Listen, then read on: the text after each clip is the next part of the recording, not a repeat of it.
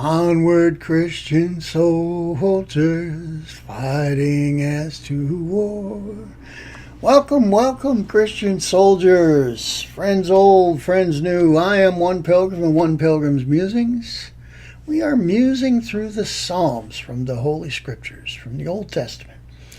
We are on Psalm number 63, and we are utilizing a work in the public domain by late Pastor Jack Hyles, which is helping us to understand the Psalms better. He did a great work called The Story Behind the Psalms, where he tells us he does the research to find out exactly who the author of each and every psalm was, as much as he could find out, and a succinct story behind the psalm about the history around the time of and the situation under which it was written. It also tells us a little bit about the way the psalm was used in ancient Israel in the temple, and even on into the days when they were living in captivity, when they had worship. So, without further ado, we're utilizing the New King James Version of the Holy Scriptures as we read and comment through the Psalms. But first, let's take a look at Dr. Jack's research for Psalm number 63. It is a psalm of David's. Now, the story behind the psalm, well, once again, we find this psalm deals with David leaving the city after his son Absalom's rebellion against him. And this particular psalm deals with David saying goodbye to the temple. Perhaps he went to the temple before he left. Perhaps he left by way of the temple. Or maybe his mind was just dwelling on God's sacred house. The Bible isn't specific. At any rate, though the Temple of Solomon had not been finished, or even started, there nonetheless was a house of God, and David hated to leave. Remember, the house of God, it was the temple, the tent was there next to David's palace. So, and David spent day and night there sometimes. And David hated to leave the house of the Lord. So this psalm deals with his heartbreak because of having to leave the house of God. Notice especially verses 1 and 2 as we read them. And picture David leaving the house of God on his journey away from the city to avoid a confrontation with his very own son. Now, the way that this was used by ancient Israel, well, anytime a Jew was away from the temple, he would read, along with other psalms, Psalm number 63. This psalm was especially used when the Israelites were in captivity.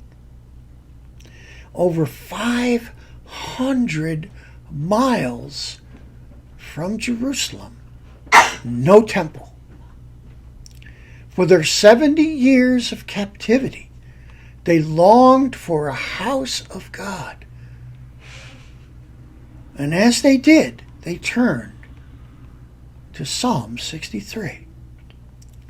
There are many who cannot go to God's house because of illness, age, being shut in, various reasons. Some just undeniably, they can't make it. It's not that they don't try. For those who don't try, shame on you. For those who truly can't make it,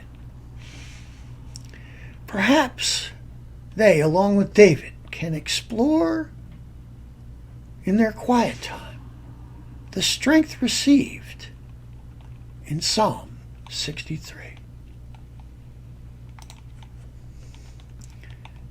So perhaps this goes out to those of you who, for whatever reason between you and the Lord, cannot make it to your services. to join in the fellowship of the Lord together with your brothers and sisters. We reach out to you. We love you. We want you back among us. We understand there are some of you that can't be. And so we reach out to you with Psalm 63 and the joy and the fellowship of God. And we remind you that you still are a brother or a sister. And we will share songs together, if not here, in the kingdom, as we wrap our arms around each other and hold each other close. And as the Lord wraps his arms around you wherever you are, if your heart is in true worship. All right. Oh God, you are my God.